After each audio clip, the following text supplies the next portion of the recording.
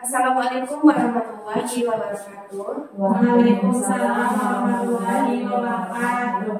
Puji dan syukur marilah kita ucapkan kehadirat Allah Subhanahu wa taala yang telah melimpahkan rahmat dan karunia-Nya kepada kita semua sehingga kita bisa melaksanakan diskusi pada hari ini.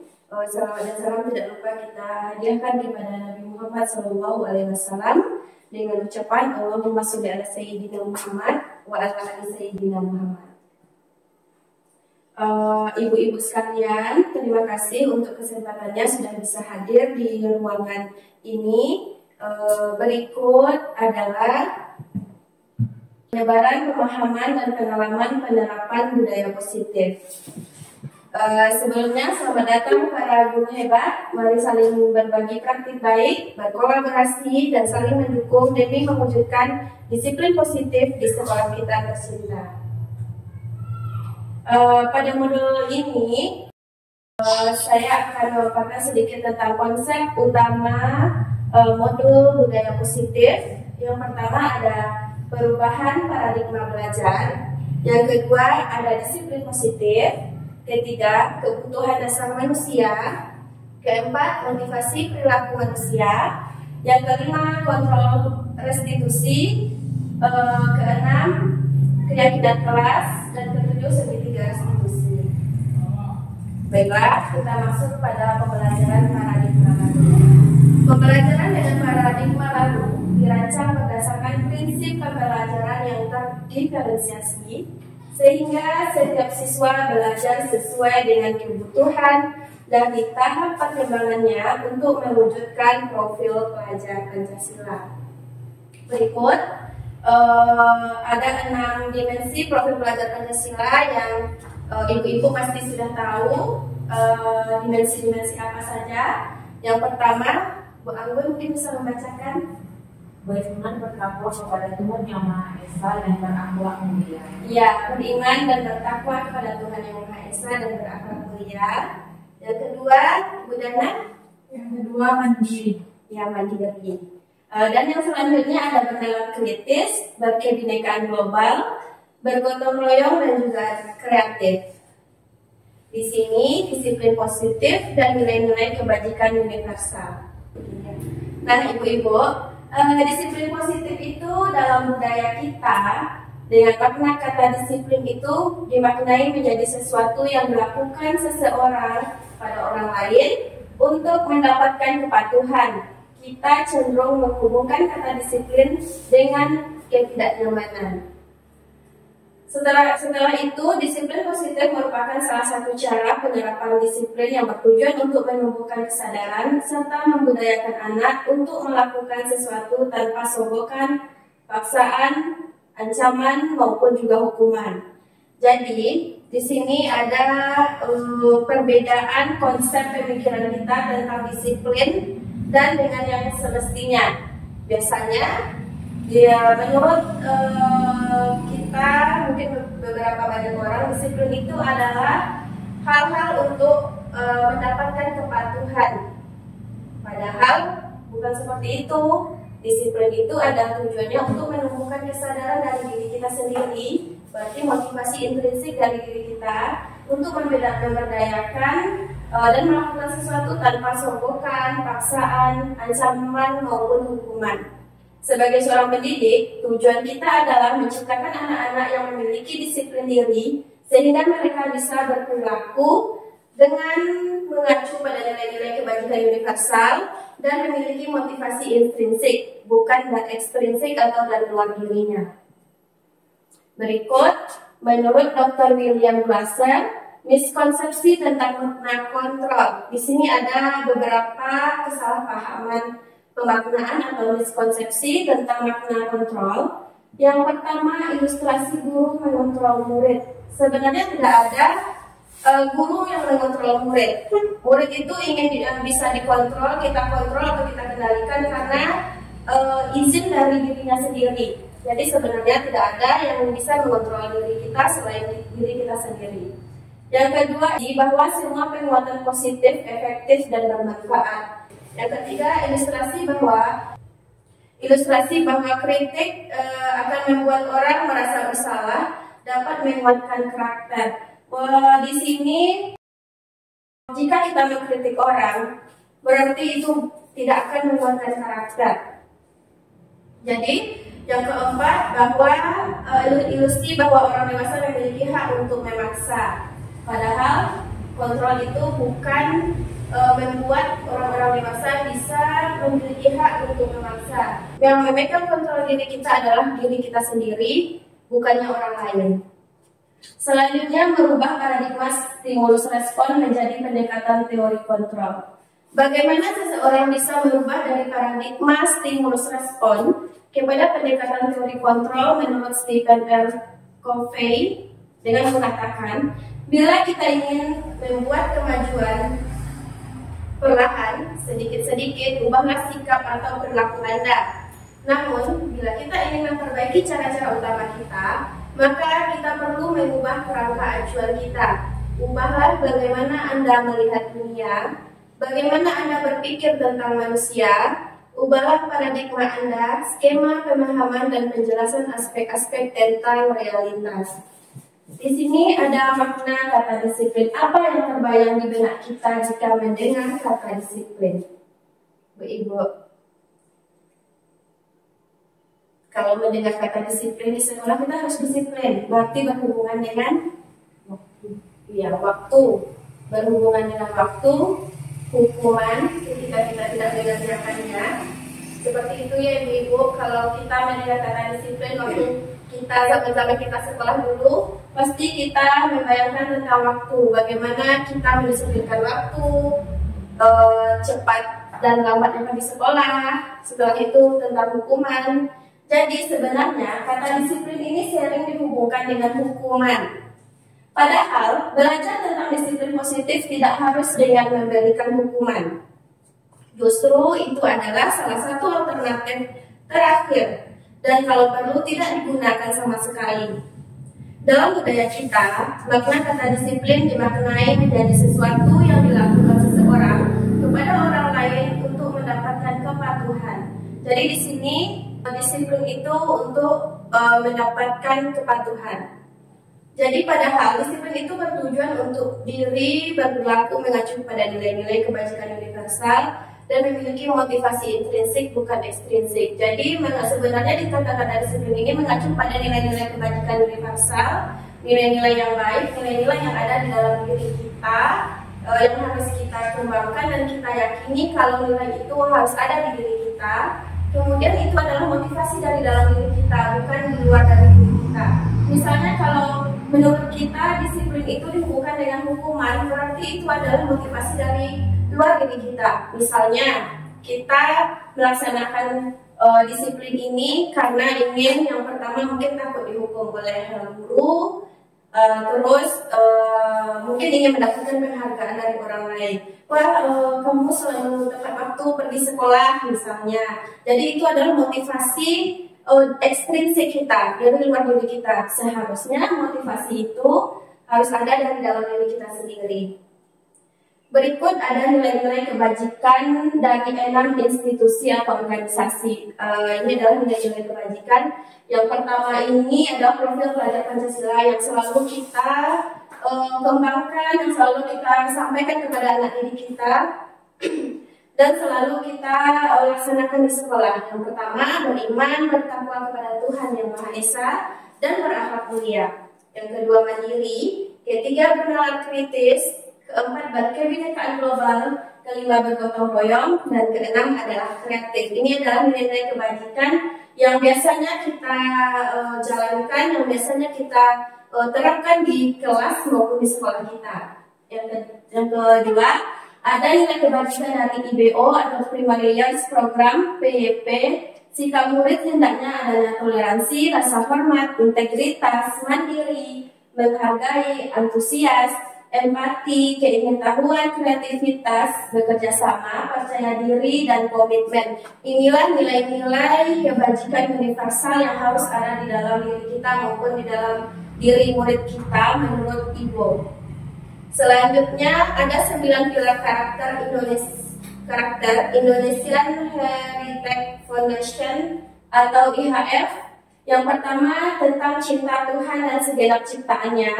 Yang kedua, kemandirian dan bertanggung jawab. Yang ketiga, kejujuran, amanah, diplomatis. Keempat, hormat dan santun. Kelima, dermawan, suka menolong dan gotong royong. Keenam, percaya diri, kreatif dan bekerja keras. Ketujuh, kepemimpinan dan keadilan.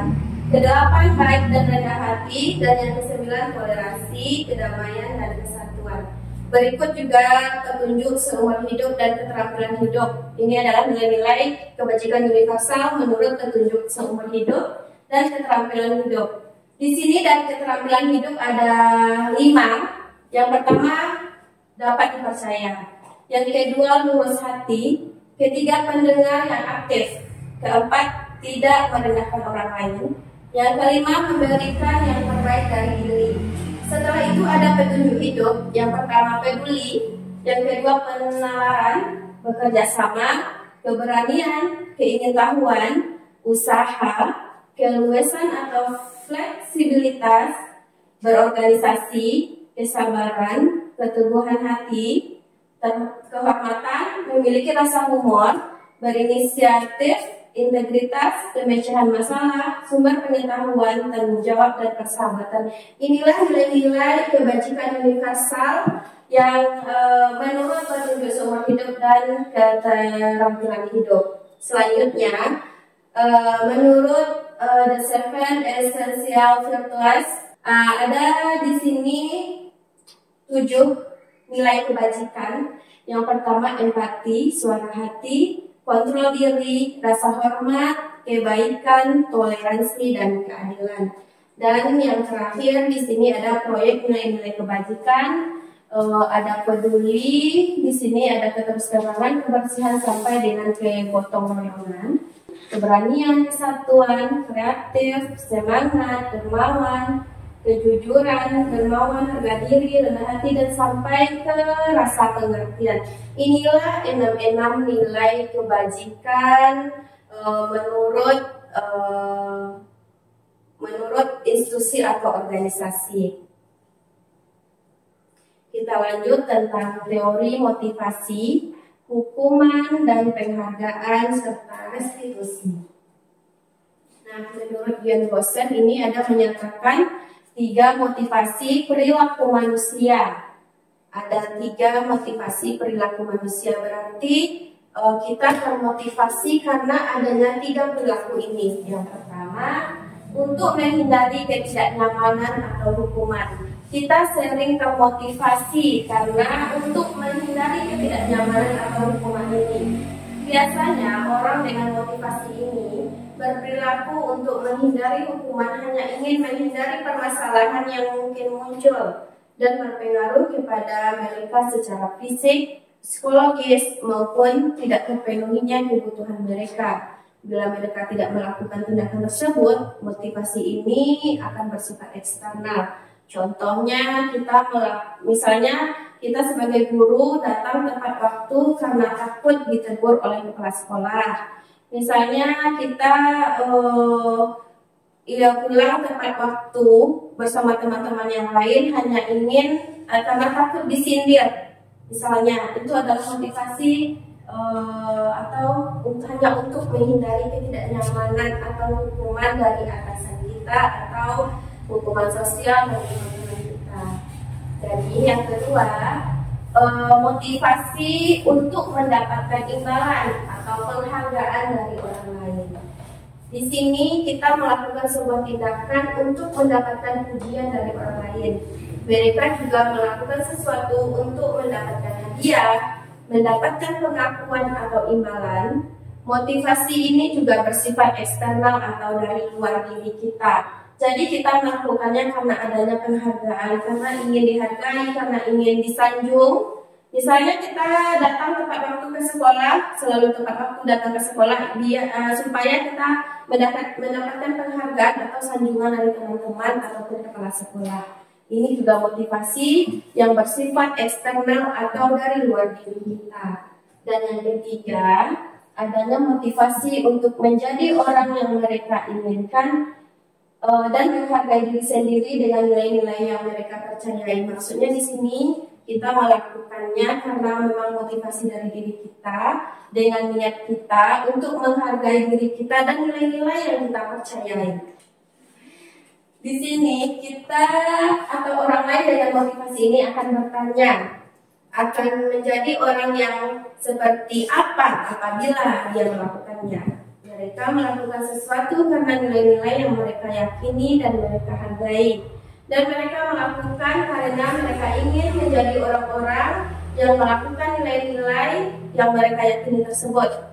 Ini adalah motivasi yang akan membuat seseorang memiliki disiplin positif. Karena motivasi ini bersifat internal bukan eksternal, berarti dari dalam diri kita. Misalnya kita datang tempat waktu ke sekolah, memang karena nilai-nilai yang kita yakini, kita harus disiplin, kita harus bertanggung jawab atas fungsi pekerjaan kita masing-masing. Seperti itu.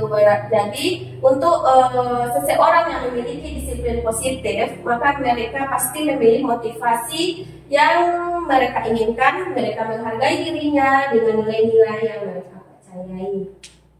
Sampai di sini, apakah ada pertanyaan Ibu? Ken, apakah paham? Bisa kita lanjutkan? Di sini ada tujuan disiplin positif.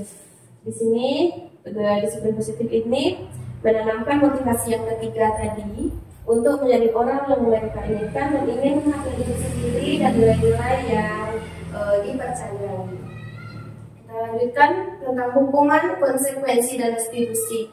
Di sekolah kita biasanya kita sering mengenal kata hukuman, konsekuensi, dan juga restitusi.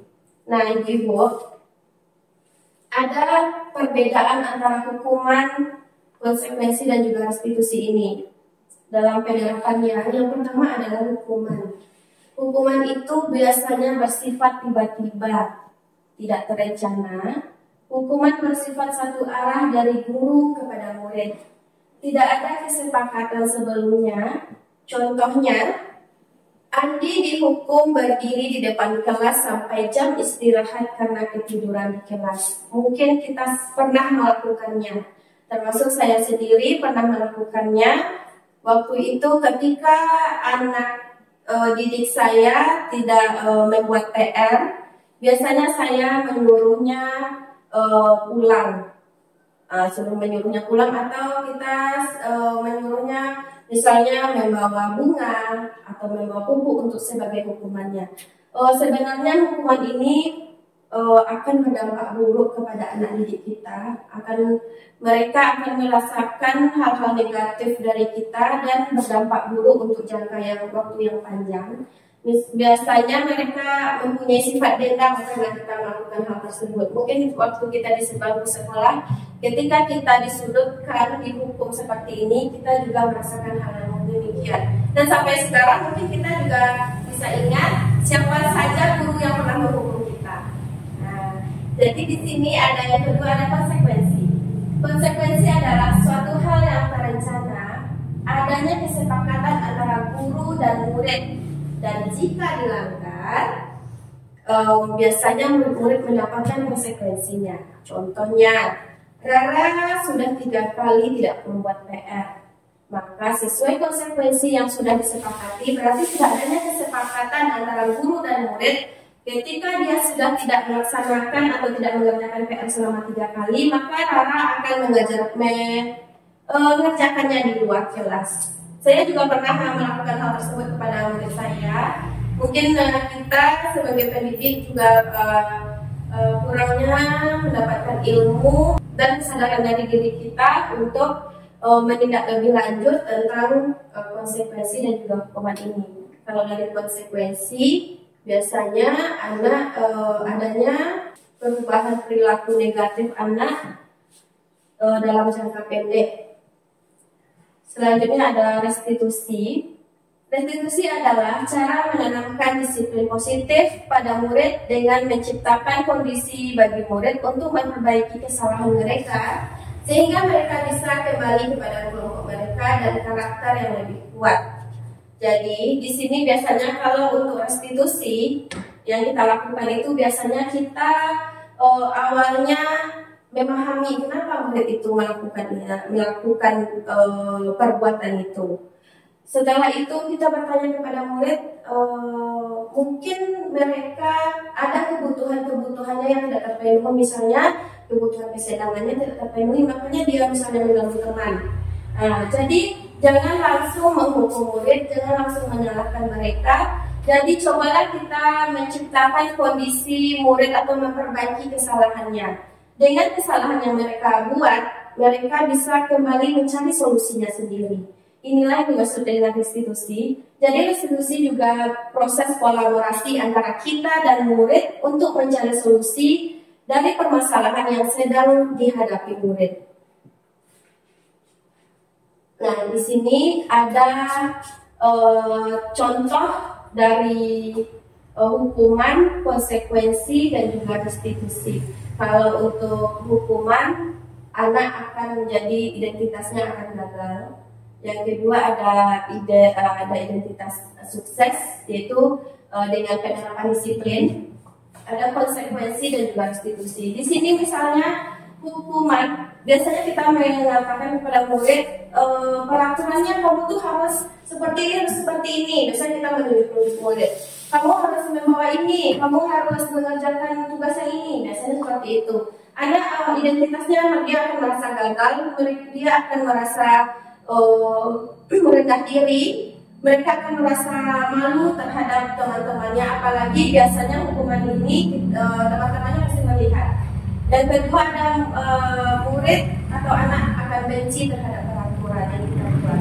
Misalnya setiap hari Senin kita harus menggunakan pakaian lengkap, misalnya topi, terus dasi, terus sepatu berwarna hitam. Biasanya ada setiap hari Senin biasanya ada anak-anak yang melanggar seperti itu. Misalnya mereka tidak memakai topi saat upacara. Biasanya kita sebagai guru sering melakukan hal seperti ini. Kamu tidak memakai topi hari ini, jadi kamu tidak boleh mengikuti upacara. Biasanya seperti itu. Seharusnya hal yang kita lakukan kepada anak itu, misalnya kalau dia melakukannya baru satu kali, kita berbicara kepadanya, kenapa dia melakukan itu? Mungkin saja dia lupa, mungkin saja topinya itu tinggal di dalam kelas atau di dalam tas. Tetapi waktu kita menjadi seorang penghukum, kita langsung mengatakan, kamu tidak pakai topi, kamu tidak boleh mengikuti upacara. Jadi di sana identitas anak akan gagal. Di sana anak akan merasa malu dan akan merasa ada penyesalan di dalam dirinya dalam jangka waktu yang panjang. Di sini ada konsekuensi. Kalau dengan konsekuensi kita bisa bertanya, apa peraturannya di sekolah kita? Apa yang kamu lakukan? Hal apa yang tidak kamu lakukan, atau apa yang tidak kamu pakai pada hari ini? Misalnya seperti itu. Kita harus membangun identitas anak itu. Jadi mereka biar sadar tentang kesalahannya sendiri. Kalau untuk di restitusi, apa yang bisa kamu lakukan untuk memperbaiki masalah? Kalau kita mengatakan kepada anak apa yang bisa kamu lakukan, apa solusinya menurut kamu dalam memperbaiki masalah kamu, mungkin saja dia bisa mengatakan, oh saya akan lebih hati-hati Bu, atau saya akan mengingatnya kembali, saya minggu besok tidak akan melupakannya, misalnya seperti itu. Setelah itu mungkin anak mengatakan, topinya tinggal di kelas Bu, jadi saya bisa mengambil, apakah saya bisa mengambilnya ke dalam kelas? Biasanya seperti itu. Kalau kita bertanya apa yang harus dilakukan anak, apa solusi dari masalah yang dihadapinya. Selanjutnya di sini kalau untuk hukuman biasanya kita selalu menggunakan mode paksaan. Setelah itu mendorong menyalahkan diri, kita selalu menyalahkan diri anak. Setelah itu konsep dirinya akan buruk. Kalau untuk konsekuensi, kita biasanya mengatakan, lakukan apa yang saya katakan. Misalnya, kamu sudah melanggar aturan yang ini, kamu harus mengerjakan yang ini. Nah, itu maksudnya. Kalau untuk melakukan apa yang saya katakan, jadi anak itu harus menurut dengan apa yang kita katakan. Selanjutnya, untuk stimulus responnya, mendorong kepatuhan. Anak-anak itu hanya patuh ketika kita menyuruhnya patuh. Seperti itu. Jadi kalau umpamanya anak itu sudah tidak dengan kita, dia melakukan hal yang berulang-ulang kali melakukan kesalahan yang sama. Selanjutnya ada di bagian restitusi, ini ada positif, yaitu apakah hal ini yang sesungguhnya ingin kita lakukan. Kita bertanya, nak, misalnya anak itu mengganggu temannya, kita bertanya, nak, apakah sebenarnya ini yang kamu ingin lakukan? Kalau kita bertanya dengan nada suara yang rendah, dengan mengucapkan apakah sebenarnya ini yang akan kamu lakukan, anak-anak itu kecenderungannya pasti akan berbicara jujur. Kalau kita misalnya kamu yang melakukannya, biasanya mereka pasti berbohong karena takut, ya Bu, karena takut. Jadi di sini kita akan mendorong disiplin positif anak. Mereka akan jujur. Jadi ada kewajiban universal tadi, sikap jujur yang mereka lakukan. Misalnya sebenarnya Bu, tadi saya mengganggunya. Oh iya, saya mengaku salah. Biasanya kalau untuk hukuman ini, kalau kita menerapkan sebagai penghukum, anak-anak biasanya cenderung berbohong karena takut untuk dihukum. Nah, jadi sebagai guru hendaklah kita menjalankan restitusi ini. Kita lanjut, di sini ada 5 kebutuhan dasar manusia. Di sini kita akan menonton sedikit videonya yang akan saya putarkan.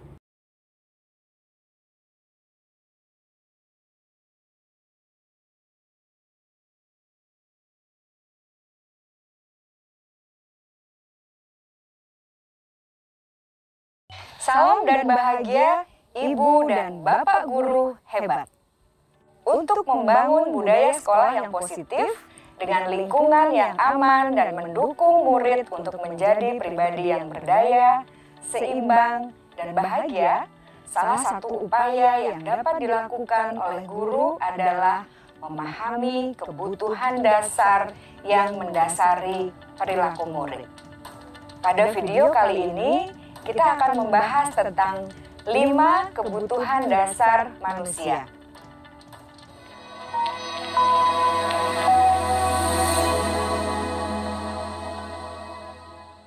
Ki Hajar Dewantara dalam salah satu kutipannya menyatakan, kita ambil contoh perbandingannya dengan hidup tumbuh-tumbuhan. Seorang petani dalam hakikatnya sama kewajibannya dengan seorang pendidik yang menanam padi misalnya. Hanya dapat menuntun tumbuhnya padi. Ia dapat memperbaiki kondisi tanah, memelihara tanaman padi, memberi pupuk dan air, membasmi ulat-ulat atau jamur-jamur yang mengganggu hidup tanaman padi, dan lain sebagainya.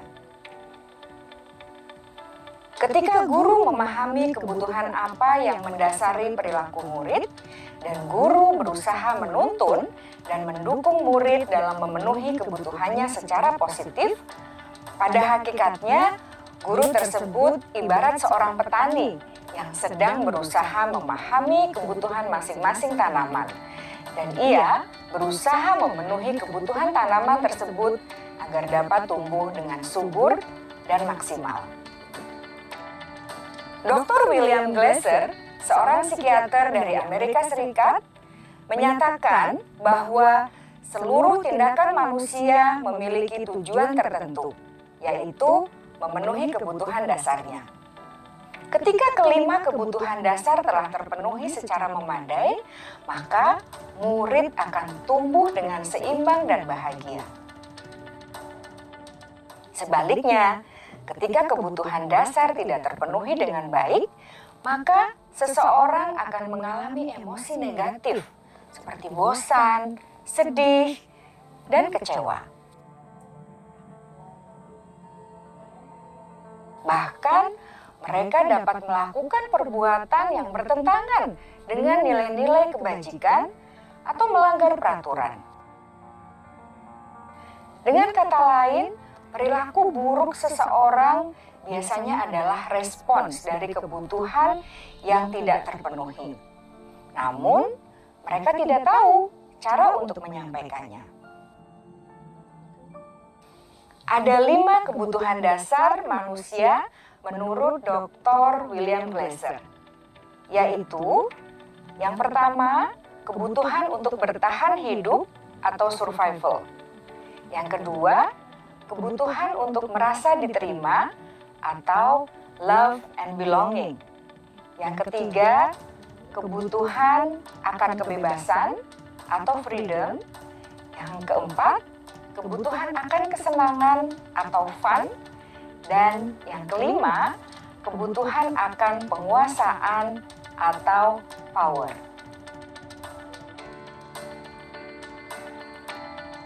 Kebutuhan dasar yang pertama adalah kebutuhan yang bersifat fisiologis untuk bertahan hidup atau survival. Misalnya, kesehatan, rumah, dan makanan. Kebutuhan biologis sebagai bagian dari proses reproduksi, termasuk kebutuhan untuk tetap bertahan hidup. Kebutuhan untuk merasa aman juga termasuk dalam kebutuhan ini.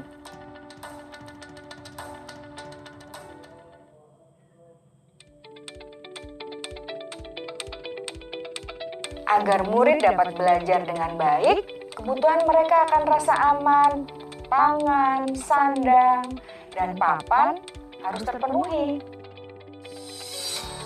Bagaimana mungkin mereka dapat belajar dengan baik bila mereka datang ke sekolah dengan perut yang lapar atau bila rumah mereka kebanjiran?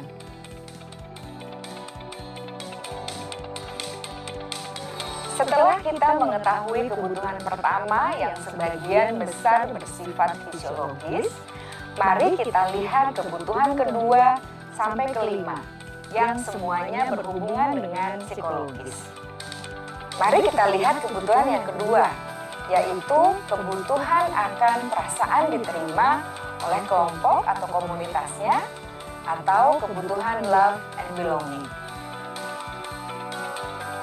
Kebutuhan ini meliputi keinginan untuk tetap terhubung dengan orang lain seperti teman, keluarga, teman kerja, dan kelompok di mana kita tergabung.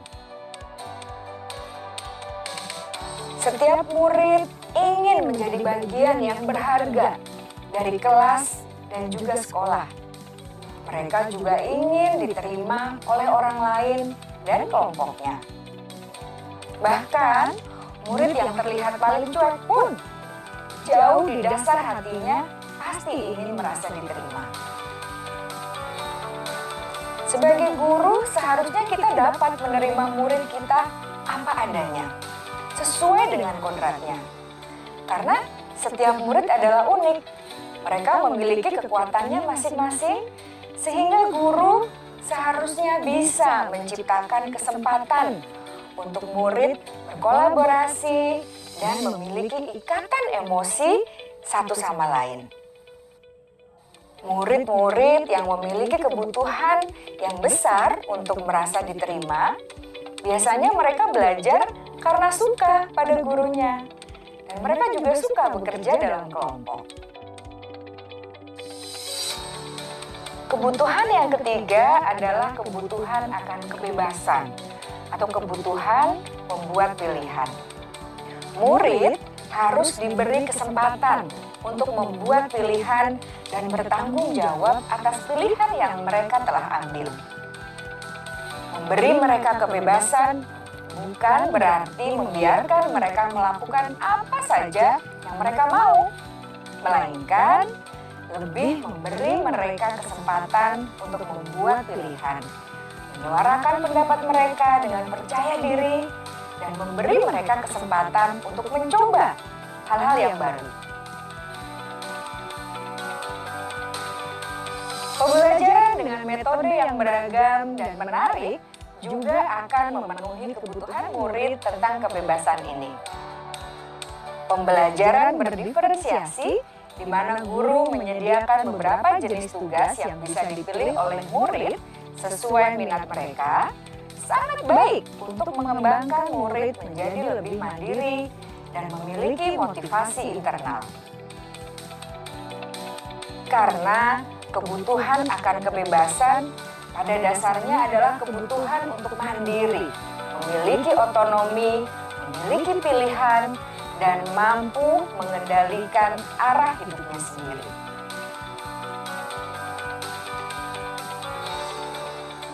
Kebutuhan yang keempat adalah kebutuhan akan kesenangan. Bayangkan Bapak Ibu, hidup tanpa rasa senang. Betapa menyedihkannya. Glasser menghubungkan kebutuhan akan kesenangan dengan belajar. Jangan sepelekan kebutuhan murid untuk merasa senang di kelas. Sebagai guru, jangan ragu-ragu untuk dengan sengaja memasukkan kegiatan yang menyenangkan dalam kelas. Murid-murid dengan kebutuhan dasar kesenangan yang tinggi ingin menikmati apa yang mereka lakukan. Mereka juga konsentrasi tinggi saat mengerjakan hal-hal yang disenangi.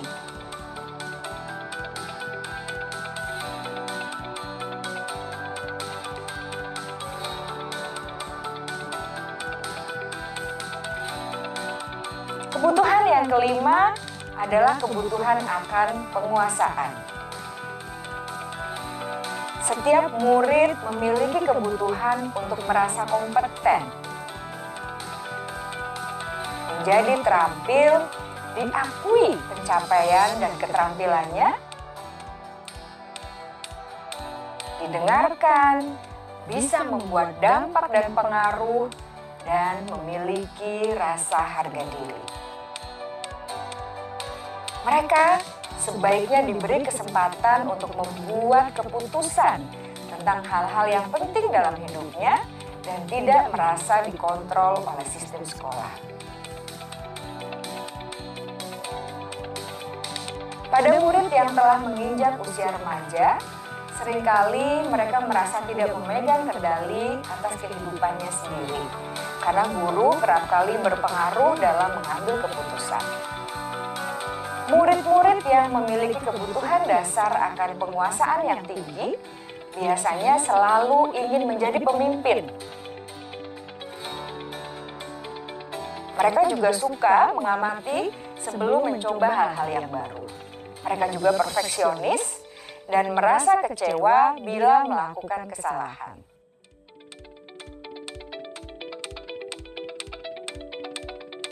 Ibu dan Bapak guru sangatlah penting bagi kita untuk mengetahui kebutuhan dasar murid-murid, agar kita memahami alasan di balik sikap dan tingkah laku mereka. Bila murid berperilaku buruk atau melanggar peraturan, sehingga tindakannya tidak sesuai dengan nilai-nilai kebajikan, maka guru harus mencari tahu alasan yang mendasari tindakan tersebut dan kebutuhan apa yang belum terpenuhi. Melalui percakapan dengan guru dalam pendekatan disiplin positif, murid dapat diajak untuk bersikap reflektif dalam mengenali kebutuhan-kebutuhan yang berusaha mereka penuhi dan mendasari tindakan mereka. Jika guru mengabaikan perilaku buruk murid-murid, maka perilaku tersebut akan berpengaruh pada suasana kelas yang kurang kondusif dan akan berpengaruh pada tujuan dari pendidikan itu sendiri. Ibu, Bapak guru hebat, mari kita menjadi guru yang lebih baik dengan memahami kebutuhan dasar murid-murid kita dan senantiasa membimbing mereka untuk menjadi pribadi yang berdaya, seimbang, dan bahagia. Salam dan bahagia, Ibu dan Bapak guru hebat. Nah Ibu-Ibu, dari video tadi kita sudah tahu ada 5 kebutuhan dasar manusia yang harus terpenuhi. Yang pertama, kebutuhan untuk bertahan hidup. Yang kedua, kebutuhan penguasaan. Ketiga, kesenangan.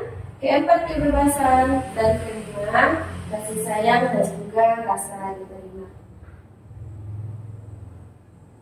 Selanjutnya ada 5 posisi kontrol. Yang pertama, sebagai penghukum. Ini adalah posisi kontrol kita sebagai guru. Yang pertama, kita sebagai seorang penghukum.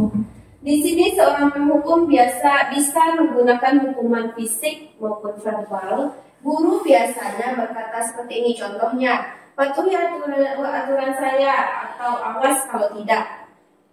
Terus kamu selalu saja berbuat salah. Dan ketiga, kamu selalu pasti kamu yang terakhir selesai. Di sini untuk kita guru menjadi seorang penghukum biasanya nada suaranya tinggi, terus bahasa tubuhnya biasanya mata kita melotot dengan jari yang menunjuk-nunjuk dan menghardik siswa. Coba tanyakan kembali kepada diri kita, bagaimana perasaan murid bila guru berbicara seperti itu pada saat muridnya datang terlambat. Hasilnya akan memungkinkan murid akan marah-marah dan mendendam atau bersifat agresif. Bisa jadi sesudah kembali duduk, murid tersebut akan mencoret-coret bukunya atau mejanya ditulis-tulis, atau yang lebih buruk lagi, sepulang sekolah, murid melihat motor atau mobil dari bapak ibu guru dan akan mempoles kendaraan tersebut dengan takut.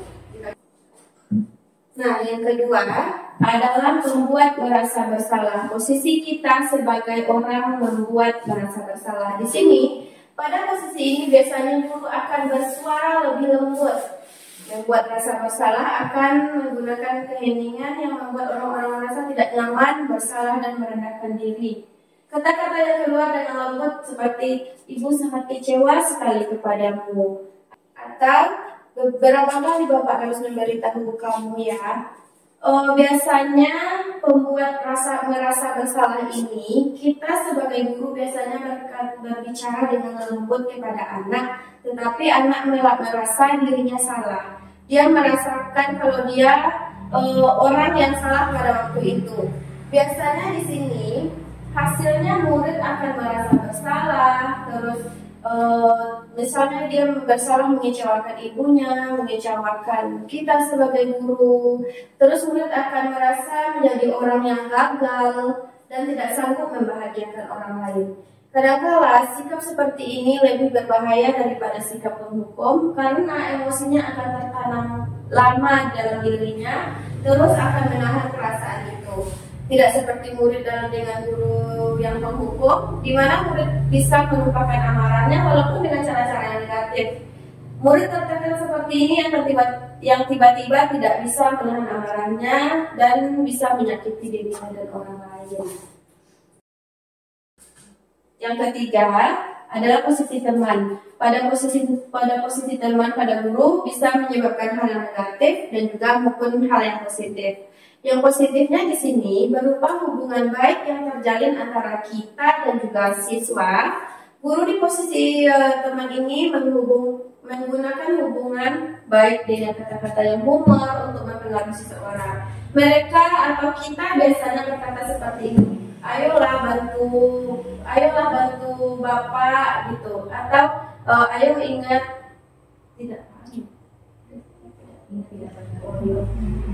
ayo nak ingat tidak bantuan bapak selama ini, seperti itu. Terus biasanya di sini hasilnya murid akan selalu merasa senang dan akrab dengan guru.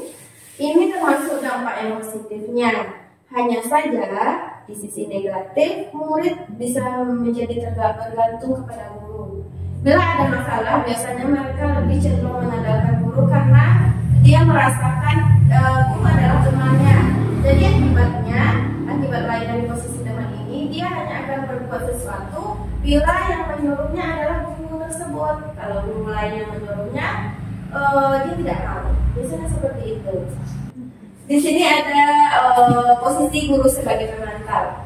Untuk sebagai pemantau, biasanya guru itu bertugas untuk mengawasi. Pada saat ini kita mengawasi, kita bertanggung jawab atas perilaku orang-orang yang kita awasi. Posisi pemantau berdasarkan pada peraturan-peraturan dan ada konsekuensinya. Pertanyaan yang diajukan seorang pemantau biasanya, peraturannya apa? Apa yang telah kamu lakukan? Terus apa sanksinya ketika kamu melakukan itu? Apa sanksi yang sudah atau apa kesepakatan yang sudah kita sepakati? Biasanya seperti itu. Selanjutnya hasilnya, murid memahami konsekuensi yang harus dijalankannya karena telah melanggar salah satu peraturan sekolah. Guru tidak menunjukkan emosi yang berlebihan, menjadi marah atau membuat merasa bersalah. Selanjutnya ada 5 posisi kita sebagai manajer. Di sini manajer adalah posisi di mana guru berbuat sesuatu bersama dengan murid untuk mempersilahkan murid mempertanggungjawabkan perilakunya, mendukung murid agar dapat menemukan solusi atas permasalahannya sendiri. Setelah itu seorang manajer telah memiliki keterampilan di posisi teman maupun posisi pemantau. Jadi, biasanya seorang manajer akan berkata seperti ini. Apa yang kita yakini, berarti kita menanyakan kembali kepada keyakinan kelas yang telah kita sepakati. Terus, apakah kamu meyakininya? Jika kamu meyakininya, apakah kamu bersedia memperbaikinya? Selanjutnya, jika kamu memperbaiki ini, hal ini menunjukkan apa tentang dirimu? Selanjutnya apa rencana kamu untuk memperbaikinya? Jadi di posisi manajer ini, ketika Anda melakukan kesalahan, kita tidak menjadi seorang penghukum, kita tidak menjadi seorang yang membuat merasa bersalah, tetapi dari posisi manajer ini, kita sudah bisa menjadi teman, menjadi pemantau, dan juga bisa mencarikan solusi atas permasalahannya sendiri. Jadi tugas seorang manajer bukanlah untuk mengatur perilaku seseorang, kita akan menjadi orang yang membimbing murid untuk dapat mengatur dirinya sendiri. Dan selanjutnya tentang keyakinan kelas. Di sini ada pembentukan keyakinan sekolah atau kelas, ada beberapa langkah. Yang pertama, keyakinan kelas bersifat lebih abstrak daripada peraturan yang lebih rinci dan konkret. Yang kedua, keyakinan kelas berupa pertanyaan-pertanyaan universal. Yang ketiga, pertanyaan keyakinan kelas senantiasa dibuat dalam bentuk positif. Yang keempat, keyakinan kelas hendaknya tidak terlalu banyak sehingga mudah diingat dan dipahami oleh semua warga kelas. Selanjutnya, keyakinan kelas sebaiknya sesuatu yang dapat diterapkan di lingkungan tersebut. Semua warga kelas hendaknya ikut berkontribusi dalam pembuatan keyakinan kelas lewat kegiatan atau curahan pendapat. Selanjutnya bersedia meninjau kembali keyakinan kelas dari waktu ke waktu. Di sini ada prosedurnya, beberapa prosedur untuk pembentukan keyakinan kelas sekolah di sekolah kita atau di kelas kita masing-masing. Yang pertama, mempersilahkan warga sekolah atau murid-murid di sekolah atau kelas untuk menyampaikan pendapat tentang peraturan yang perlu disepakati di sekolah atau kelas. Selanjutnya, mencatat semua masukan-masukan daripada murid atau warga sekolah di papan tulis atau di kertas, maka di mana semua anggota atau warga kelas itu bisa melihat curahan pendapat kita. Jadi kalau untuk membuat keyakinan kelas, biasanya bukan hanya dari guru, keyakinan kelasnya, misalnya seperti yang di dinding menjaga kebersihan itu bukan hanya dari guru, tetapi kolaborasi antara guru dan murid atau pendapat-pendapat murid yang disatukan. Setelah itu dipilih beberapa buah kesepakatan yang untuk di kelas kita. Selanjutnya, gantilah kalimat-kalimat dalam bentuk negatif menjadi positif. Misalnya anak-anak menulis apa yang harus apa keyakinan kelas atau apa peraturan yang harus kita jalankan di kelas kita, apa ya peraturan yang harus kita terapkan di kelas kita. Biasanya anak-anak menulisnya tidak boleh membuang sampah, tidak boleh berjalan saat jam pelajaran, tidak boleh bertengkar. Biasanya ada kata-kata tidak boleh atau jangan. Itu adalah kata-kata atau kalimat negatif. Itu adalah kata-kata negatif. Maka kita sebagai guru dan juga murid akan mengubah kalimat kata jangan atau tidak boleh itu menjadi kalimat positif. Misal, dari peraturan kita tidak boleh datang terlambat ke sekolah, biasanya seperti itu. Maka kita rubah dengan datang ke sekolah tepat waktu. Atau contoh selanjutnya, tidak boleh membuang sampah sembarangan. Nah, misalnya, jadi kita rubah jadi apa, Mbak? Buanglah sampah pada tempatnya. Iya, buanglah sampah pada tempatnya. Jadi kita hindari kata-kata negatif. Coba kita masukkan kata-kata positif. Misalnya apa lagi, Bu? Misalnya peraturan sekolah kita. Tidak boleh berjalan pada saat pembelajaran dilakukan. Misalnya di kelas Ibu Dana tidak boleh berjalan saat melakukan pembelajaran, saat pembelajaran berlangsung. Apa kata-kata positifnya? Seharusnya kita merubahnya dengan dari kata-kata positif. Tidak boleh itu, tidak boleh berjalan saat dalam proses pembelajaran. Jadi kita ubahlah kata-katanya menjadi kata-kata positif. Misalnya, belajarlah dengan tertib pada saat belajarlah dengan rapi pada saat pembelajaran. Iya, belajarlah dengan tertib atau duduklah dengan rapi saat pembelajaran berlangsung. Itulah kata-kata dari kata negatif kita ubah menjadi kalimat positif. Nah, itu contohnya ya Bu. Jadi yang ketiga, ajarlah warga sekolah atau murid-murid untuk menemukan nilai-nilai kebajikan yang mereka yakini. Misalnya dari peraturan tadi, dari peraturan yang tidak boleh, kita ubah kata-katanya menjadi kata-kata positif. Setelah itu, dari kata-kata positif misalnya, datang tepat waktu ke sekolah. Nilai kebajikan apa yang ada dari datang ke sekolah tepat waktu itu? Ada nilai disiplin, ya seperti itu Bu Dana. Jadi untuk membuat keyakinan kelas itu kita tidak perlu membuat terlalu panjang. Kita tulis saja disiplin misalnya. Kalau ini salah ya Bu ya, tidak mengobrol saat belajar itu salah berarti. Berarti dari peraturan tadi, peraturan yang tidak boleh dan jangan melakukan ini, kita ganti kata-katanya kata-kata yang positif. Misalnya datanglah tepat waktu, terus buanglah sampah pada tempatnya, maka kita carikan atau kita munculkan nilai-nilai kebajikan yang ada di dalamnya. Seperti yang Bu Dana bilang tadi, untuk datanglah tepat waktu, berarti nilai kebajikannya di sana disiplin. Berarti untuk disiplin sudah merangkap semuanya ya, disiplin waktu atau disiplin di sekolah atau di kelas. Selanjutnya yang keempat, setelah kita mengajak warga sekolah atau kelas tadi untuk menemukan nilai kebajikan, berarti sebaiknya keyakinan sekolah atau kelas tidak perlu banyak-banyak. Kalau untuk peraturan sekolah biasanya panjang, banyak ya Bu ya.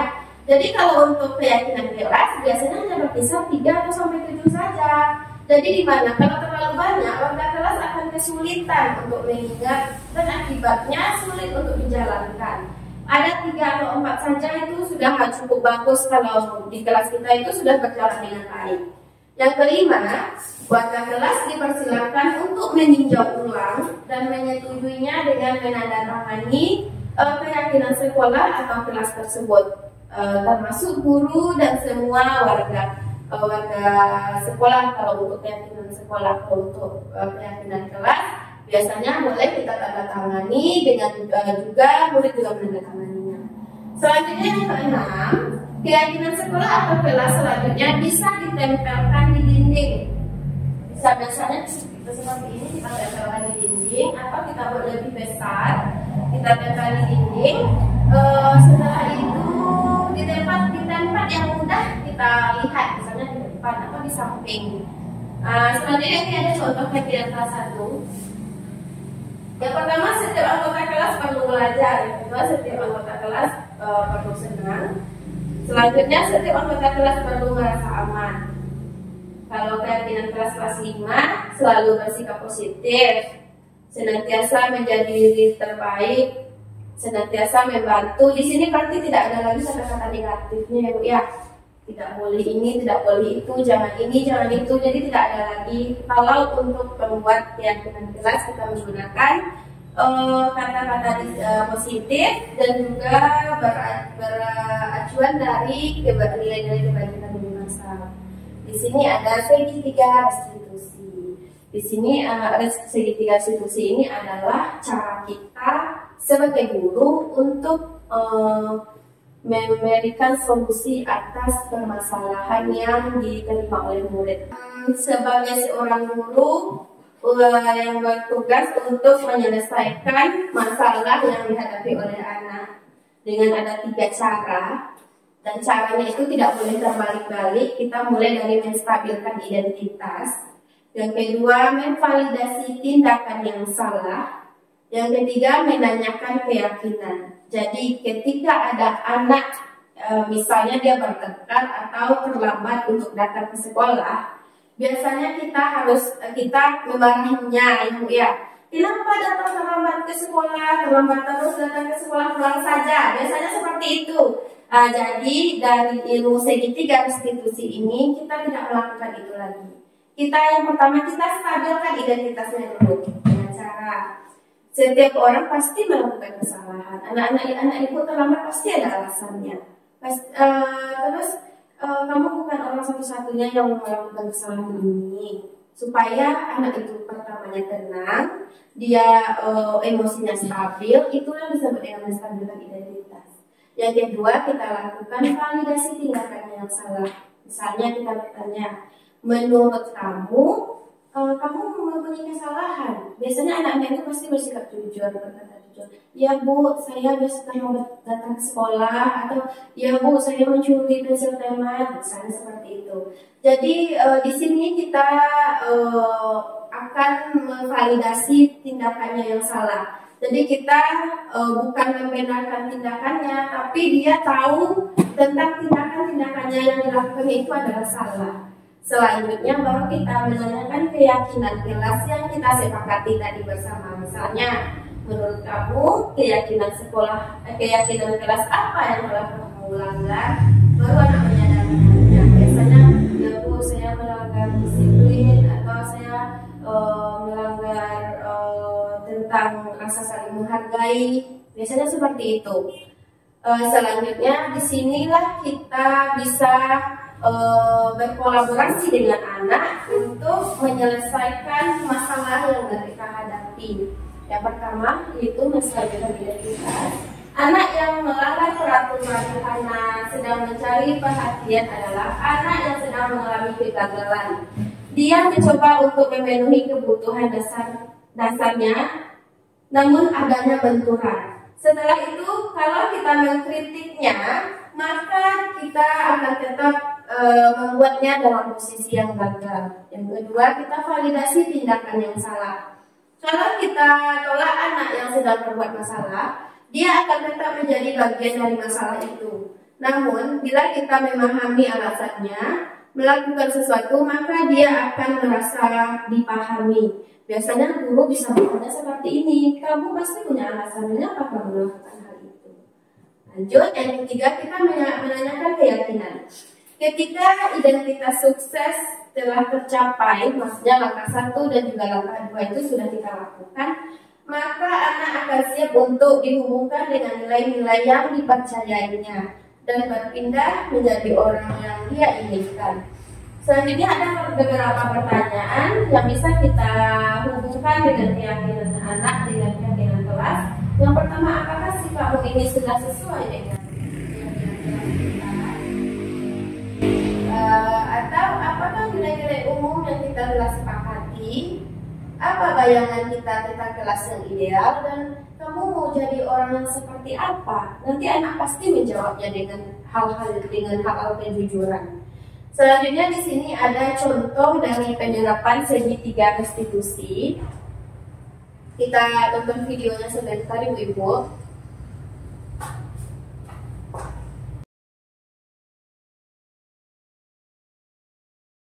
Ini adalah contoh dari penerapan segitiga restitusi dan budaya positif di sekolah kita. Hari ini Gibran terlambat datang ke sekolah. Selama 1 minggu ini, Gibran sudah datang terlambat sebanyak 3 kali. Gibran beralasan karena telat bangun pagi. Ternyata, Gibran sering begadang sampai larut malam sehingga terlambat untuk tidur dan datang ke sekolah. Berikut skenario kejadian dan penyelesaian masalah berdasarkan segitiga restitusi. Setelah pembelajaran berlangsung selama 15 menit, Gibran tanpa terlambat datang ke sekolah. Tetapi guru tetap mempersilahkan Gibran duduk dan mengikuti pembelajaran hari ini. Saat kelas selesai, guru memanggil Gibran dan membicarakan tentang keterlambatan Gibran untuk datang ke sekolah. Gibran, hari ini Gibran datang terlambat lagi ya ke sekolah? Iya, Bu. Nah, dalam seminggu ini sudah berapa kali Gibran datang terlambat ke sekolah? 3 kali, Bu. Nah, sudah 3 kali ya Gibran datang terlambat ke sekolah. Kalau sudah seringnya terlambat datang ke sekolah, apakah itu suatu kesalahan? Iya, Bu. Iya, berarti Gibran sudah tahu kalau itu adalah satu kesalahan. Nah, baik Gibran, melakukan kesalahan itu adalah hal yang manusiawi. Tetapi alangkah baiknya kita tidak melakukan kesalahan yang sama. Apakah Gibran mengerti? Tetapi kita pasti bisa untuk memperbaiki kesalahan itu. Apakah Gibran setuju? Setuju, Bu. Nah, mari kita mencari solusinya bersama. Nah, Gibran kan sering datang terlambat ke sekolah. Apakah penyebabnya Gibran sering terlambat ke sekolah, nak? Gibran terlambat bangun, Bu. Oh, Gibran terlambat bangun. Kenapa Gibran bisa terlambat bangun pagi? Oh, karena Gibran begadang ya. Gibran tidurnya sampai larut malam. Oh, larut malam baru Tidur. Oh, baru tidur. Nah, Gibran apakah tahu kesepakatan kelas yang sudah kita buat bersama? Kalau telat datang ke sekolah itu, apakah itu sesuai dengan keyakinan kelas kita? Tidak, Bu. Tidak. Menurut Gibran, keyakinan kelas mana yang Gibran langgar? Disiplin, Bu. Oh iya. Menurut Gibran, disiplin itu penting tidak untuk kita? Betul sekali, disiplin itu sangat penting untuk hidup kita, agar kita bisa menghargai waktu dan menghargai orang lain. Menurut Gibran, apa yang akan Gibran lakukan supaya tidak terlambat lagi ke sekolah? Tidak begadang lagi, Bu. Tidak begadang lagi. Nah, Gibran kan sudah menemukan solusinya supaya cepat datang ke sekolah dan tidak terlambat lagi. Ibu akan bekerja sama dengan orang tua Gibran untuk mengingatkan Gibran supaya tidak datang terlambat lagi ke sekolah. Apakah Gibran setuju? Setuju, Bu.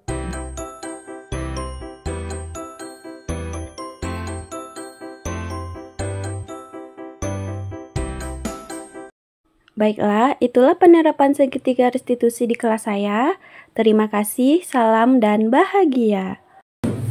Jadi itulah Ibu tentang budaya dan disiplin positif yang ada di sekolah kita. Terima kasih untuk kesempatannya. Saya sudahi dengan Assalamualaikum warahmatullahi wabarakatuh. Berikut penerapan pembuatan keyakinan kelas bersama murid. Nah, Ibu, kita perlu membuat kesepakatan kelas. Karena kemarin kesepakatan kelas kita itu adanya atau banyaknya kesalahan. Nah, anak-anak Ibu nanti bisa menuliskan keyakinan kelas apa atau hal-hal apa saja yang harus kita lakukan di kelas, ya. Dibagikan.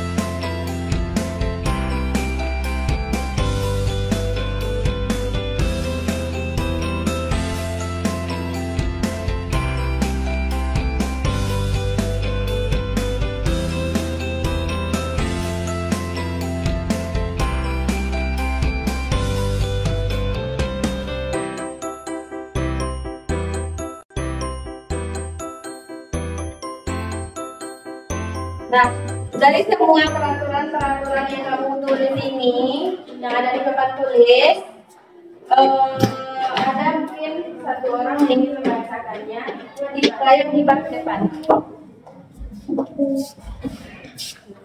Kewajiban.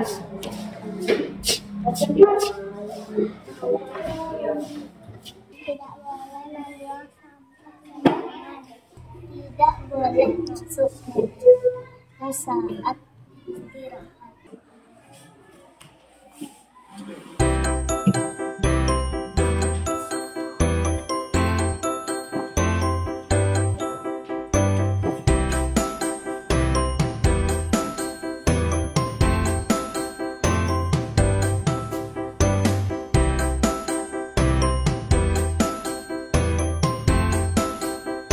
Nah, dari peraturan yang sudah anak-anak ibu tuliskan di kertas tadi, sekarang akan kita ubah kata-katanya menjadi kata-kata yang positif. Nah, dengan kata-kata yang positif, dengan kata-kata yang enak didengar oleh telinga kita. Nah, tadi teman-teman kamu sudah ada yang membacakan, sekarang ibu ulang membacakannya ya.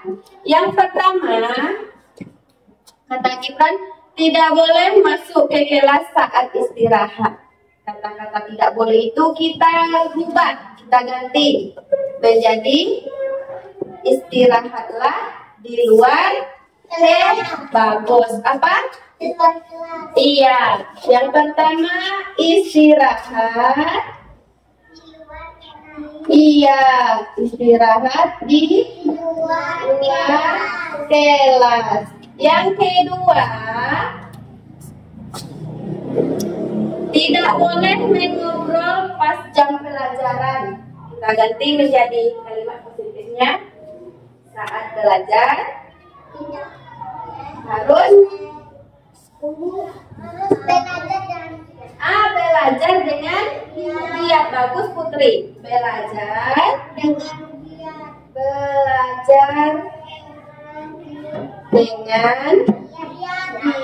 Bagus. Lanjut. Tidak boleh membuang sampah sembarangan. Nih, tidak boleh membuang sampah sembarangan. Kita ganti jadi apa? Membuang sampah gantian. 3. Membuang sampah.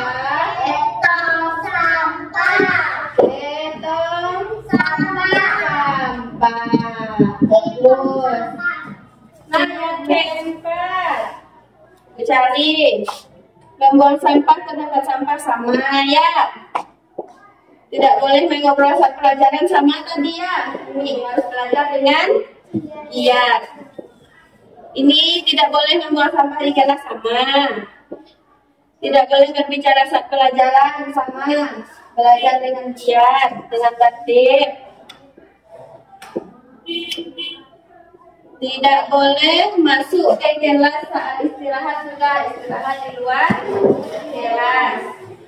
Setelah itu tidak boleh bertengkar dengan teman. Apa kita ganti? Apa kita ganti kata-katanya? Saling berteman dengan baik. Apa nak? Berteman dengan baik. Untuk keyakinan kelas kita ada 4. Pertama, istirahat di luar kelas. Yang kedua, belajar dengan giat. Yang ketiga, membuang sampah ke tempat sampah.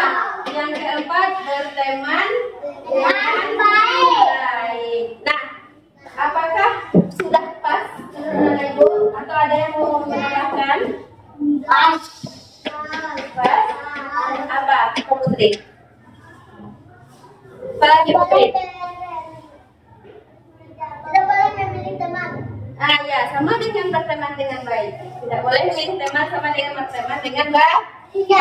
Dari kalimat-kalimat positif yang sudah kita susun, di sini istirahat di luar kelas, nilai-nilai kebaikan apa yang ada di sana? Apa nilai-nilainya? Kalau istirahat kita tidak di luar kelas, berarti kita menjadi anak yang tertib. Nah, belajar dengan giat. Apa nilainya, nak? Pintar. Bagus. Pintar. Oke, cerdas. Lanjut, membuang sampah ke tong sampah. Nilai kebersihan. Yang keempat, berteman dengan baik. Apa? Nah, itulah nilai-nilai yang harus kita yakini di dalam kelas kita. Apakah anak-anak ibu setuju? Apakah anak-anak ibu setuju? Nah, sekarang ibu buatkan kesepakatan kelasnya dan akan kita tanda tangani di kelas ini. Oke?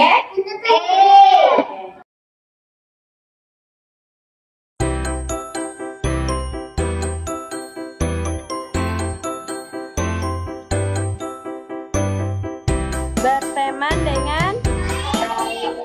Nah, di sini anak-anak ibu nanti boleh menandatangani kesepakatan kelas kita yang sudah kita buat bersama.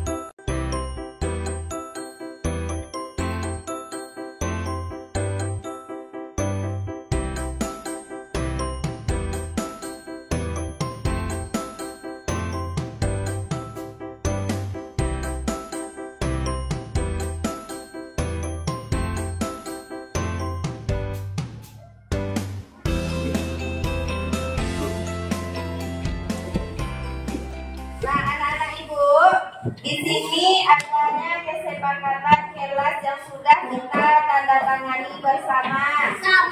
Jadi anak-anak ibu harus melakukan apa yang sudah menjadi kesepakatan kita. Sekarang akan kita tempel di dinding. Jadi anak-anak ibu jangan lupa bersikap sesuai dengan yang kesepakatan yang sudah kita sepakati. Sekarang kita tempel ini di dindingnya.